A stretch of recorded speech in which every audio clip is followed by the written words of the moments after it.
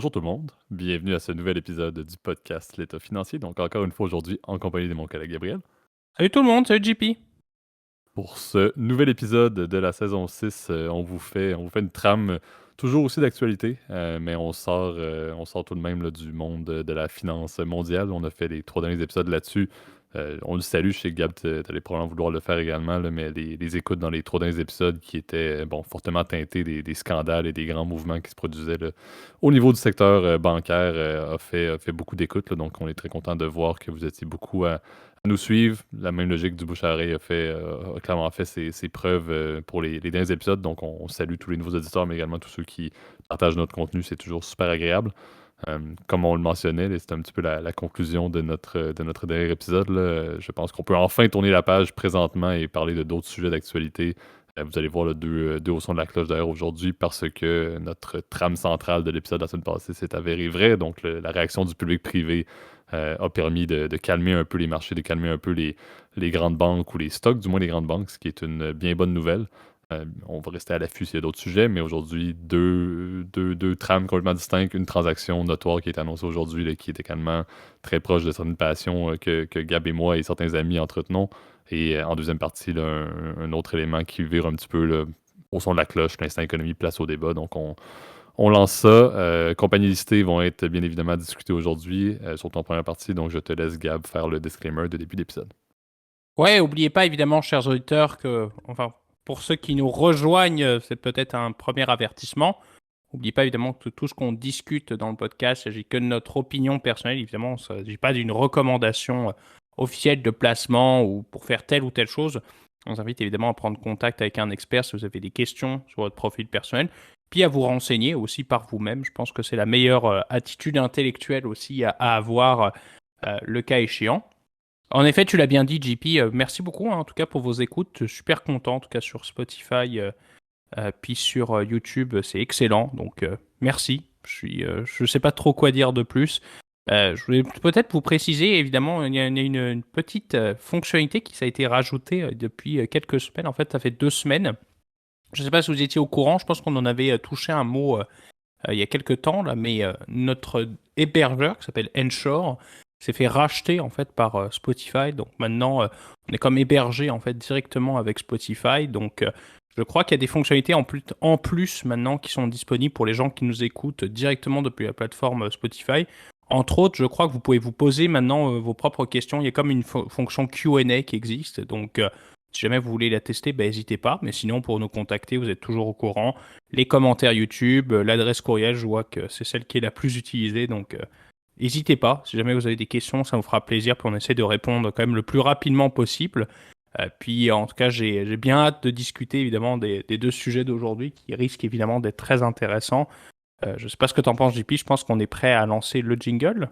Absolument. Donc, commençons avec notre premier au son de la cloche.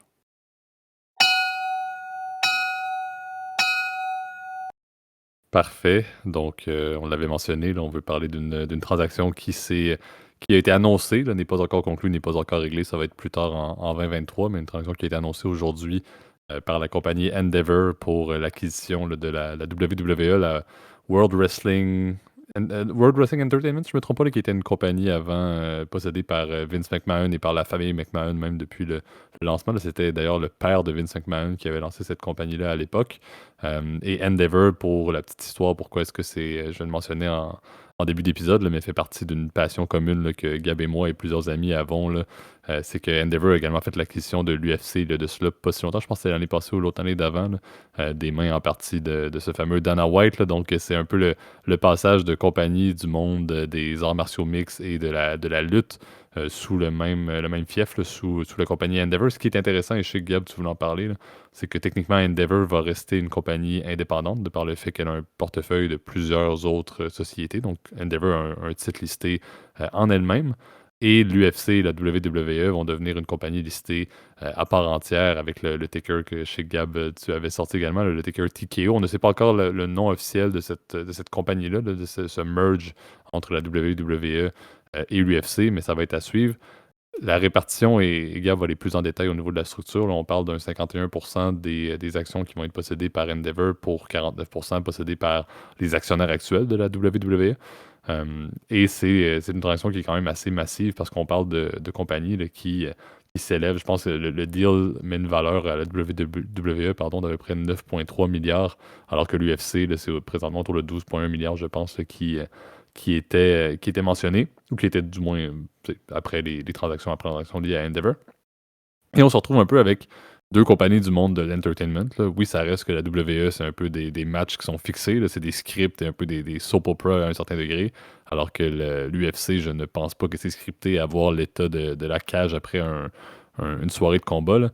Donc on se retrouve avec deux modèles un peu similaires en termes de ce qui se passe, très différents en termes de produit final, mais qui ont quand même plusieurs similarités en termes de gestion, et je pense que c'est un peu ça l'approche.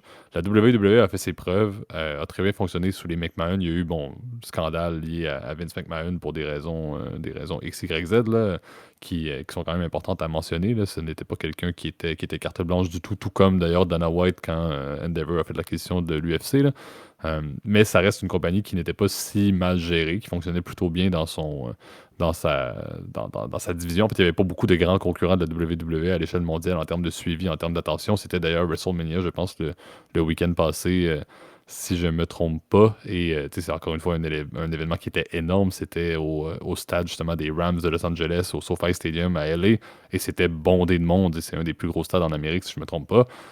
Donc, on se retrouve quand même avec des compagnies qui fonctionnent très bien. L'UFC a une performance qui est aussi là, en grande croissance. Je pense qu'ils ont fait 1,3 milliard de revenus l'année passée, en hausse de 20% par rapport à l'année précédente. Donc, des compagnies qui se portent bien, mais qui ont possiblement tellement à gagner à agir en partenariat dans le but, justement, entre autres, d'obtenir autant des droits télévisuels que la publicité. On l'a vu dernièrement, le monde du sport, le monde de l'entertainment a tellement eu de la croissance au niveau des nouveaux deals liés à ces fameux droits télé, entre autres, que je pense que la WWE a beaucoup à gagner de l'expertise que l'UFC et même que Endeavor ont déjà mis à profit depuis la transaction qui a eu lieu, la question de l'UFC, on en avait parlé, je pense, d'ailleurs, dans un épisode passé. Et c'est ironique, mais les contrats de la WWE pour la télé sont à renouveler, si je ne me trompe pas, dans les prochains mois. Donc ça tombe plutôt bien. Ça va être vraiment une passe de cash assez significative, à mon avis, ce nouveau contrat-là. Et on verra la suite. Ce qui est intéressant également, c'est qu'il y a beaucoup déjà de transitions entre des athlètes et des super vedettes des deux sports. On l'a vu avec, je pense que c'est Ronda Rousey, là, le nom qui me vient le plus rapidement à l'esprit, qui était à l'époque une grande de l'UFC et qui, à partir du moment où elle n'était plus capable de battre personne dans la cage, s'est retrouvée à aller faire de la WWE et avait une réputation significative. On a vu Conor McGregor, d'ailleurs, aujourd'hui, qui est sorti publiquement en mentionnant que c'était globalement une très bonne transaction. On peut peut-être pas nécessairement se fier à son sens des affaires. Oui, il avait un très bon whisky qu'il a vendu, le Purple 12, mais ça reste que bon, Ouais. son opinion reste à prendre avec un grain de sel. Mais ça montre un peu le genre de personne qu'il est. Est-ce que McGregor pourrait commencer à faire de la WWE et brûler les planches dans cette scène-là, absolument, avec la personnalité qu'il a? Donc je pense qu'il y a beaucoup de possibilités de gains entre justement les fameux effectifs de ces deux grandes compagnies d'entertainment-là. Ça reste une transaction intéressante. Globalement, je pense que la WWE et Endeavor ont perdu là, en termes de performance boursière aujourd'hui après l'annonce. Donc, ça, c'est toujours intéressant de suivre un peu quel est le premier penchant des investisseurs. Là, je pense que c'était 2% pour la WWE et 5% pour Endeavor. Rien de significatif, mais tout de même, ce sont des pertes. Donc, c'est toujours quelque chose qui est intéressant lorsqu'une transaction du genre se produit. Mais on verra la suite. Comme je dis, je pense que Gab, tu voulais peut-être parler un petit peu plus en détail de la structure. Il y a quand même quelques petites technicalités. Vince McMahon ne disparaît pas complètement de la scène en laissant ou en vendant la compagnie familiale. Il garde une place sur le board de la nouvelle entité. Donc, il y a quand même quelques petits éléments qui vont faire en sorte que cette compagnie-là reste intéressante, mais aussi pour les investisseurs. Je pense que c'est un point que tu voulais soulever.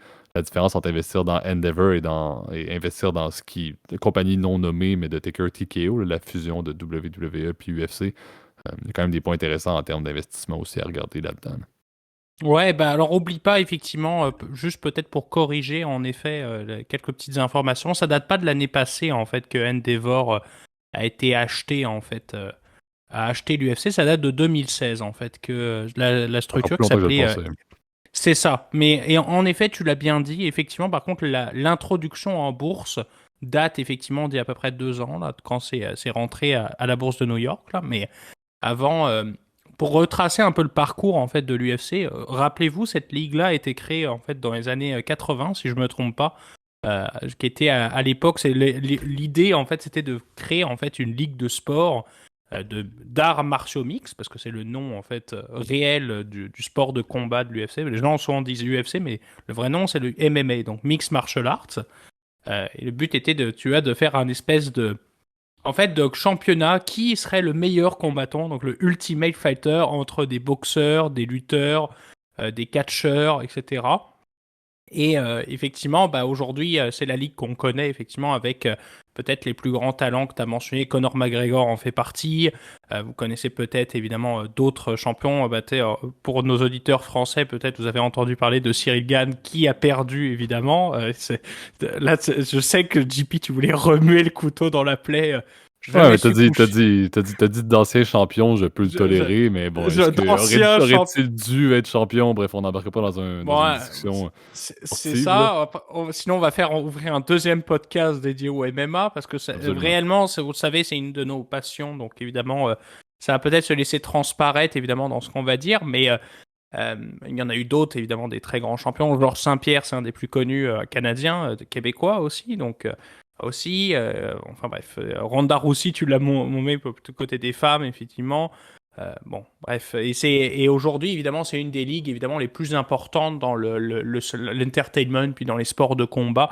Ça a détrôné carrément des industries comme la boxe, même si aujourd'hui ça reste assez mineur en termes de revenus versus la boxe. Tu l'as bien dit, le WWE, qui était avant, quand j'étais jeune, au collège, et ben à l'époque, c'était le catch vraiment qui faisait vendre. En tout cas, il y avait les soirées de combat étaient vraiment regardées chez nous là, donc avec d'autres types, genre comme Rey Mysterio, moi je me souviens de ça, l'Undertaker, etc.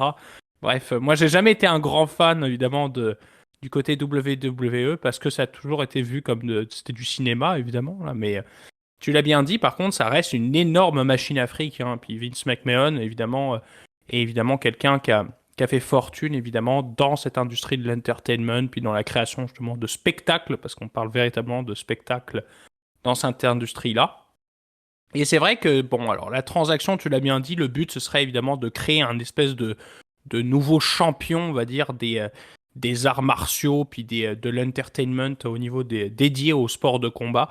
Puisque, bon, quand même, le WWE et l'UFC, ça reste deux produits très similaires, puisque le business model, vous le savez, au niveau des sports de combat, bah, ça reste un peu différent de ce qui se fait dans le sport des autres sports professionnels. La plupart des sports professionnels vivent des droits télévisuels, c'est-à-dire d'un montant qui est donné par effectivement des diffuseurs pour transmettre les matchs. Évidemment, ces diffuseurs-là te chargent un abonnement par le câble ou par Internet, donc tu es normalement, comme par exemple DAZN, on en avait parlé, je pense, il y a quelques temps, je crois, dans un autre podcast, mais tous ces diffuseurs-là payent effectivement les ligues de sportives pour diffuser leur contenu, pour avoir le droit de diffuser le contenu.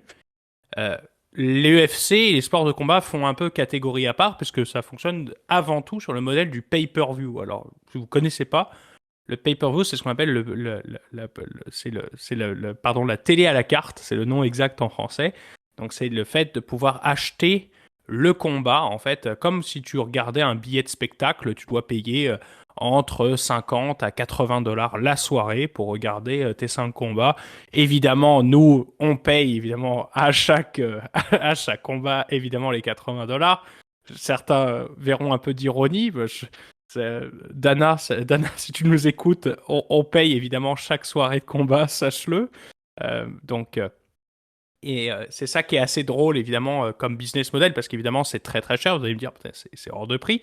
Et c'est comme ça qu'ils font, évidemment, énormément d'argent. Donc, ce move-là est essentiellement pour faire du fric, hein. On va pas se cacher. Le but, c'est évidemment d'apporter la recette qui a fonctionné dans l'UFC dans la WWE. Parce qu'on sait que cette ligue-là, si effectivement elle continue de grimper en termes de revenus publicitaires, puis de revenus de télévisuels, et ben le pari, c'est que les droits télé vont continuer à augmenter. C'est vraiment ça. C'est faire un pari que l'industrie de l'entertainment va valoir toujours encore plus et que les gens vont être toujours prêts à payer plus pour regarder leur contenu favori. Donc c'est un peu la clé derrière cette transaction-là. Évidemment, il y a des synergies qui sont détaillées. Alors, ça, bon, je pourrais vous l'envoyer, en tout cas, vous mettre en annexe le fameux pitch deck. Donc c'est comme une espèce de présentation PowerPoint qui est envoyée aux investisseurs pour regarder c'est quoi les avantages de la transaction. Bon, évidemment, on nous pitch évidemment des synergies, des économies de coûts, évidemment. Je vous avais déjà expliqué comment ça marchait dans l'épisode sur les fusions-acquisitions. Bon, évidemment, le but, c'est d'économiser de l'argent sur des postes récurrents ou des postes, pardon, qui se dédoublonnent, donc par exemple les ressources humaines, etc. Bref, je passe rapidement sur cette partie-là. Et évidemment, c'est d'importer, comme je te l'ai dit, le business model qui a fonctionné à l'UFC et au Power Slap, parce que c'est aussi un des autres produits qui devrait être évidemment intégré dans l'offre, comment dire, de cette nouvelle entreprise combinée. Dans le Power Slap, c'est l'espèce de combat avec les mecs qui s'envoient des baffles. Je trouve ça absolument absurde cette ligue-là, là, mais tout ça devrait faire partie évidemment de la même famille évidemment de produits. Bon, et tu l'as Exact. dit, effectivement. Et puis tu l'as dit, c'est ça, la structure, je vais passer rapidement là-dessus, là, Mhm. parce que c'est peut-être pas ce qu'il y a de plus passionnant. C'est vrai que la structure est assez rigolote aussi, elle me fait rappeler, euh, d'ailleurs, un petit nom québécois, peut-être ça va te dire quelque chose, Cogeco. Ça m'a fait penser à ça. Oui, C'est une, absolument. c'est une compagnie en fait où il va y avoir deux stocks listés, un pour la société mère qui va posséder 51%, donc en l'occurrence Endeavor, donc il va continuer à exister, et un stock qui est spécifique à la filiale en fait. Donc là en l'occurrence cette nouvelle compagnie qui aura le ticker Tikeo. Alors, ils ont déjà réservé en tout cas le ticker qui est absolument rigolo là, mais pour Technical Knockout pour ceux qui n'auraient pas compris là, donc un chaos technique en français. Euh, et, euh, et c'est ça. Et en fait, c'est ça. Tu vas avoir deux niveaux en fait d'action. Tu auras la société mère. Donc, si tu veux t'exposer à le portefeuille de Endeavor, qui ne se limite pas uniquement au sport, mais aussi à d'autres sociétés. Je crois que IMG en fait partie. IMG, c'est une société qui fait tout ce qui est de la gestion de sportifs professionnels. Donc, tu sais, les contrats, par exemple, de Télévisel et puis les contrats de pub pour les stars, notamment, je crois que c'est Serena Williams qui est avec eux. L'organisation de grands événements sportifs comme l'Open, je crois, de Madrid ou de Miami. Je sais plus l'un des deux, là.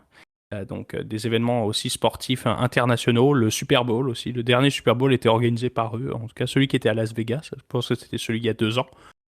Donc, c'est ça qui est assez drôle, c'est que finalement, tu vas pouvoir t'exposer soit à la compagnie qui fait juste des sports de combat, soit à toute espèce de portefeuille diversifié de plein de compagnies différentes. Puis en de là, ce sera à ton choix de le faire, là, ou pas. Exact. C'est bon, je pense qu'on a fait pas mal le tour sur le sujet là. Encore une fois, c'est une transaction qui était proche de notre cœur par bon l'intérêt pour les compagnies. Tu sais, c'est le fun de parler de fusion-acquisition, mais c'est le fun quand il y a quelque chose quand le produit nous intéresse. Et je pense que le monde de l'entertainment a beaucoup à gagner. On en avait parlé également dans le passé, là, mais c'est tout ce qui permet une forme de consommation de contenu qui n'est pas seulement lié à des droits télé, mais également du contenu multimédia. C'est épouvantable. On parlait du streaming, on parlait de tout. Il y a tellement de possibilités pour des compagnies qui ont un produit récurrent. C'est le cas de la WWE qui ont au moins 2 événements, je pense, qui se passent presque par semaine. L'UFC, on parle de près d'un par semaine, pas nécessairement de tout le temps la même envergure, mais quand même, il y a du contenu, il y a de la capacité justement de générer des revenus. Et il y a aussi une force d'individus qui sont souvent très facilement présentables et commercialisables, si on peut dire. Tu sais, des personnes faciles à nommer, on l'a dit, McGregor côté UFC. De l'autre côté, de plus en plus on en parle, mais ce fameux Logan Paul qui fait littéralement tout est rendu une star de la WWE qui est littéralement universel. Donc je pense qu'il y a beaucoup de possibilités. On verra la suite. Encore une fois, on l'a dit, c'est courant 2023 que la transaction va officiellement avoir lieu. Mais les retombées et les résultats seront intéressants à suivre là, dans les performances financières de cette nouvelle filiale là, de Endeavor, tu l'as bien mentionné. Là. Ouais, bah, puis on va continuer évidemment à suivre ce qui va se passer, parce que même en tant que fan, évidemment, ça va nous impacter, puis on va continuer évidemment à suivre, à vous partager s'il y a des nouvelles vis-à-vis de cette transaction-là. Bon, elle risque de se faire, puisque le conseil d'administration a déjà mis son oui, évidemment, là-dessus, côté WWE, donc les chances que ça passe pas sont proches de zéro, en fait.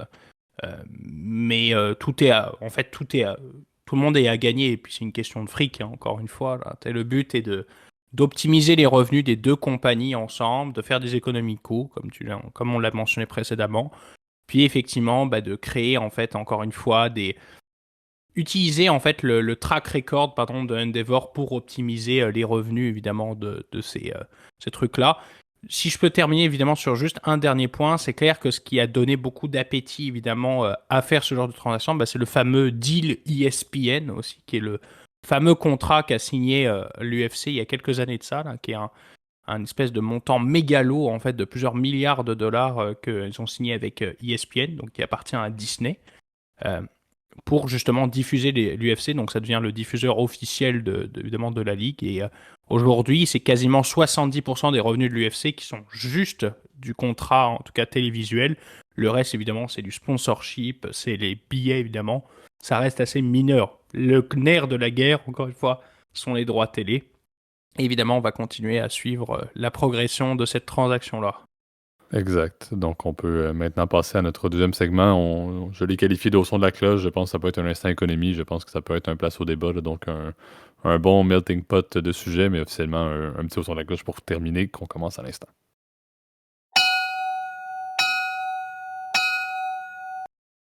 Parfait. Donc, je l'ai mentionné également, le sujet d'actualité, tout comme le premier. On a vu l'annonce, je pense que c'était ce matin ou durant la nuit, là, tout dépendant, mais l'annonce là, de l'OPEC+, de ce fameux oligopole, qui allait réduire volontairement leur output, leur production là, d'ici à la fin 2023.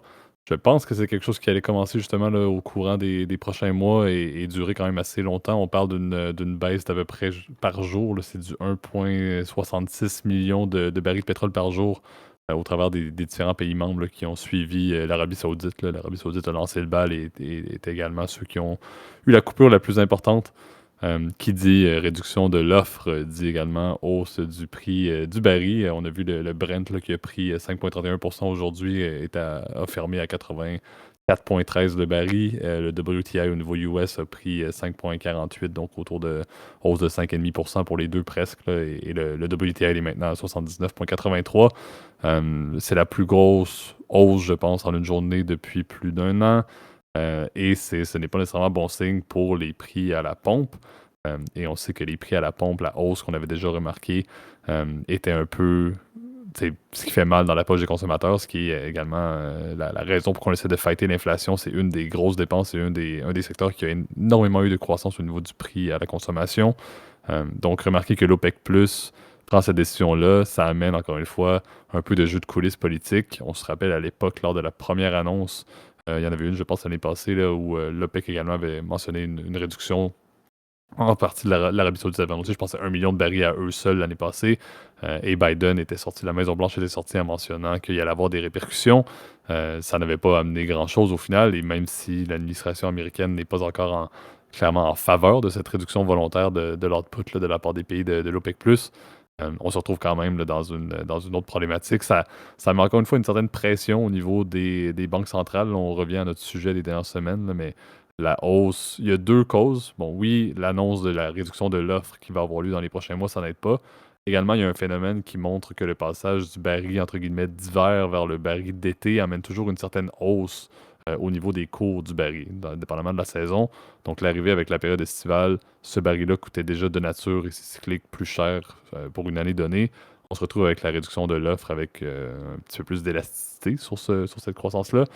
Donc, c'est un peu inquiétant. Encore une fois, ça ramène juste dans la vague. Bon, est-ce que la gestion de l'inflation, on va encore avoir une hausse? Je pense que c'est quelque chose qui est annoncé. Là, je lisais même sur des journaux un peu typiques, le grand public au Québec, qui mentionnaient là, en mode aller faire le plein mercredi, le prix à la pompe va augmenter de 10 sous le litre et ça devrait être autour du 1,95 canadien le litre rendu en juin ou un truc de même. Là. Donc, on fait peur un peu au monde pour se précipiter à la pompe.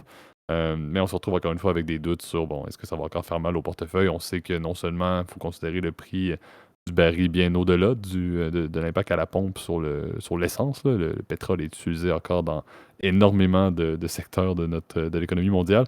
Donc c'est sûr que c'est quelque chose qui va être énormément à suivre. C'est dur à contrôler. L'OPEC Plus étant un oligopole, et on en parlait en off, je ne voulais pas faire. Je blaguais un peu à Gab en disant que je croyais à deux logiques universelles. La fin des oligopoles et la paix dans le monde. Là. Donc c'est un Ah peu là là. c'est un peu une blague, mais c'est presque ça, là, c'est le côté J'ai déjà placebo la débat, larme mais à l'œil. J'ai déjà la ben, larme à l'œil, là. ben, exact, je veux dire, c'est triste un peu qu'il y ait autant de flexibilité. La justification derrière, là, je disais ça un peu, de l'Arabie Saoudite disait, ben, tu sais, c'est une décision volontaire pour la pérennité du marché du pétrole. Puis c'est Gab, tu disais en off, tu mentionnais, si on sommarise Non, c'est ça, pour c'est. l'argent. Ben C'est pour exactement, c'est ça. l'argent. On sait qu'en baissant l'offre, on va faire augmenter le prix, ça va nous faire plus de cash par baril, donc tant mieux. C'est un peu ça la mentalité.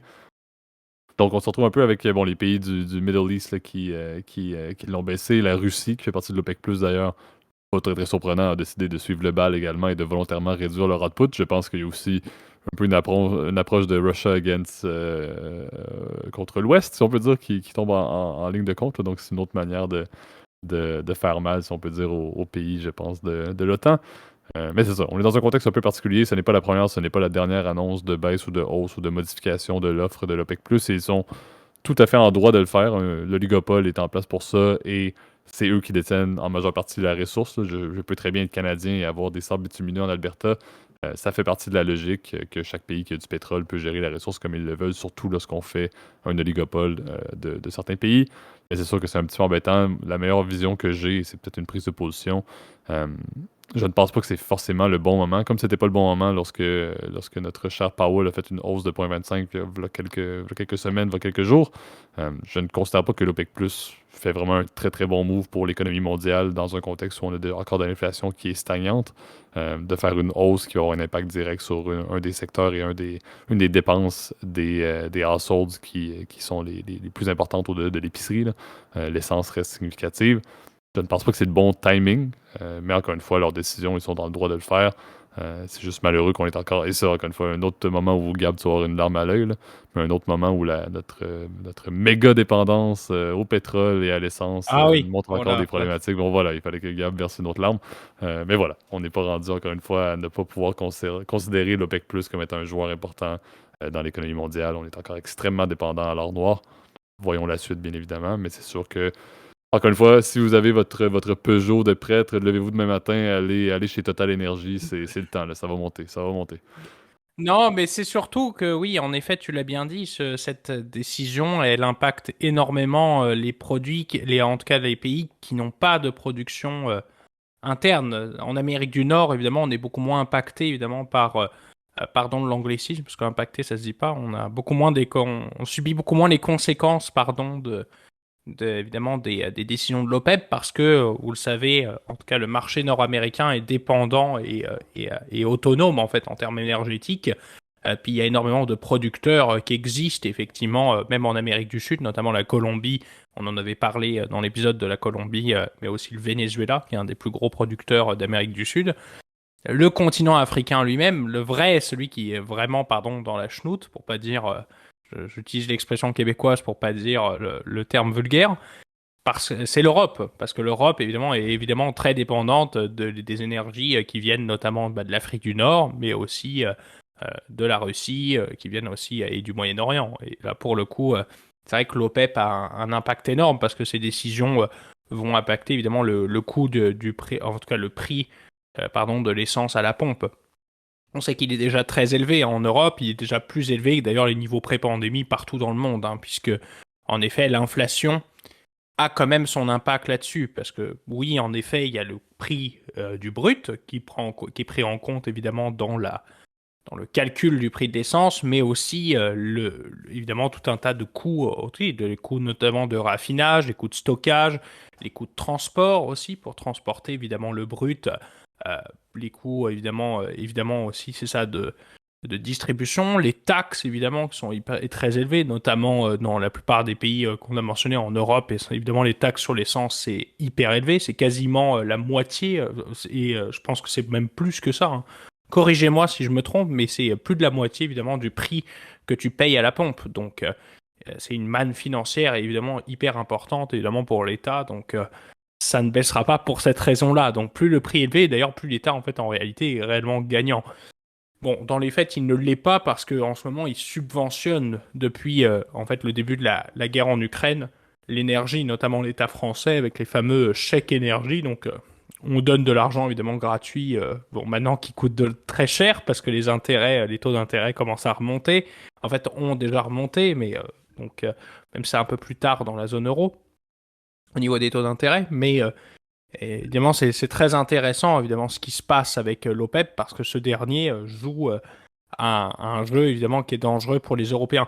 Bon, par contre, il y a un point qui est quand même assez intéressant, puis ça, je trouve que c'était un truc assez rigolo, justement, à ce qu'on reparle, parce qu'on en avait parlé en off, ça fait pas si longtemps. Je crois que c'était le week-end dernier, et je trouvais ça intéressant, mais la notion d'oligopole, en fait, par définition, c'est un univers qui est assez instable, parce que par définition, les oligopoles ont tendance entre eux en fait à se compétitionner, à qui va essayer d'aller chercher la plus grosse part du gâteau. Donc vous le savez que les oligopoles ou les cartels, parce que les deux sont assez proches, eh ben, ont tendance à péter pour une raison qui est assez simple, qui s'appelle le dilemme du prisonnier. Et ça, si vous êtes curieux de savoir c'est quoi ce fameux dilemme du prisonnier, bon, ça c'est un truc courant que les gens connaissent en première année d'éco. Souvent, c'est le Mhm. premier truc qu'on t'apprend, le fameux dilemme du prisonnier. Pour ceux qui ne connaissent pas, je vous invite juste à taper dilemme du prisonnier dans Google, parce que pour le coup, ce sera un peu long d'expliquer. Mais ce qui est intéressant, c'est que ce dilemme-là fait en sorte qu'en fait, les gens ont tendance, si tu veux, à au début être d'accord pour pouvoir s'entendre sur les prix, mais cette entente ne dure jamais très longtemps parce qu'en fait, tout le monde veut essayer en fait de profiter des autres et essayer de vendre plus en fait, parce que fixer les prix, évidemment, ça implique évidemment qu'on s'entende sur les quantités et les quantités échangées et donc sur les prix. Alors que bon, des fois, tu as envie de maximiser ton profit à toi tout seul, en essayant peut-être de vendre un peu moins cher, et du coup de péter la fixation des prix, tu vois. Donc c'est ça qui est assez intéressant, en tout cas avec le dilemme du prisonnier, c'est que ça te fait comprendre, en fait, justement, que la logique, évidemment, d'oligopole, en fait, est assez difficile, en fait, à faire tenir dans le temps. Donc, ce qu'il faut se dire, c'est qu'effectivement, pour le moment, cette entente fait en sorte que les prix sont un petit peu plus élevés parce qu'ils ont commencé effectivement à baisser. On se souvient, on avait parlé du fameux cap sur l'essence, sur le prix du baril de brut qui avait été imposé par les Occidentaux. En tout cas, c'était sur le baril de pétrole russe. Mais ce cap-là, en fait, avait apparu en fait sur les cours mondiaux en réalité, puisque on le sait, le baril avait descendu à peu près 75 dollars le baril. Bon, là, il est remonté à peu près à 80. La question est de savoir est-ce qu'il va remonter à des niveaux encore plus élevés que ce qu'on a connu en fait dans la première partie de la guerre en Ukraine. Je ne pense pas. Je pense qu'il y avait vraiment eu un choc sur l'offre qui faisait que, bon, là, on avait beaucoup d'incertitudes. Là, c'est pas pareil. Là, évidemment, on a encore une entente qui se fait entre les pays exportateurs de pétrole. Bon, oui, effectivement, ils veulent monter les prix, mais qui n'a pas envie de monter les prix, si tu veux? En ce moment, l'industrie fait que, évidemment, aujourd'hui, les prix augmentent, et l'inflation, elle se transfère effectivement, tu l'as dit, des biens de première nécessité, mais aussi sur les prix, elle apparaît évidemment sur les produits énergétiques. Donc, c'est un espèce de dilemme, et malheureusement, on n'a pas le choix, évidemment, de vivre avec. Et je pense quand même que là, la question qui reste de se poser, c'est un point de vue social, en fait, dans les pays européens.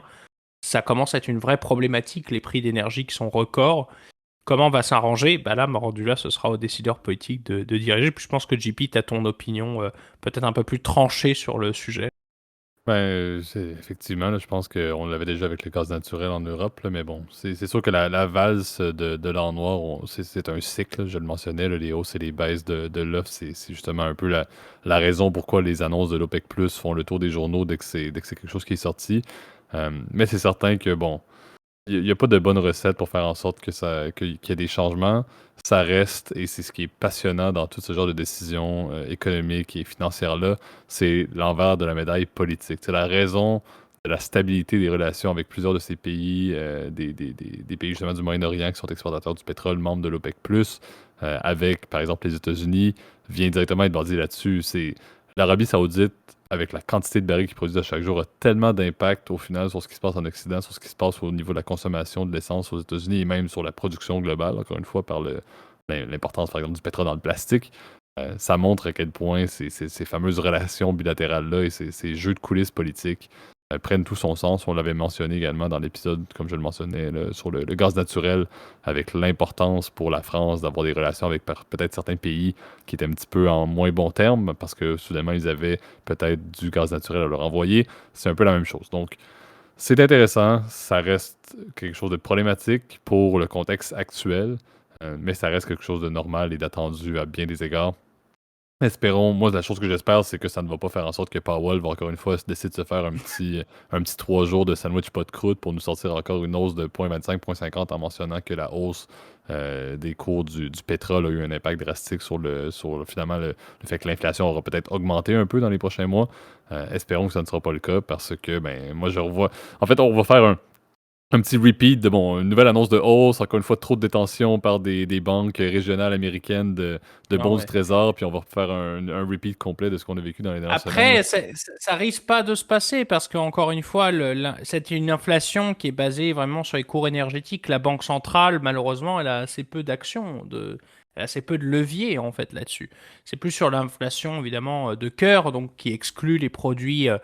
Rappelons la décision de la Fed là, mais c'est l'inflation, core inflation, c'est l'inflation moins l'inflation qui est basée sur les produits énergétiques et les produits de nourriture, donc les foods. Donc c'est plus là, effectivement, qu'elle a un impact, c'est sur tout ce qui est discrétionnaire, où en gros, tu as, un levier important. Donc, par exemple, d'acheter des voitures, bah, évidemment, si les taux des bagnoles, des crédits pour les bagnoles augmentent, bah oui, évidemment, là, ça va ralentir. Mais bon, donc je La pense ligne pas que est ça va fine. avoir. La ligne reste fine tout de même au niveau de Bah, l'intervention. La ligne reste fine.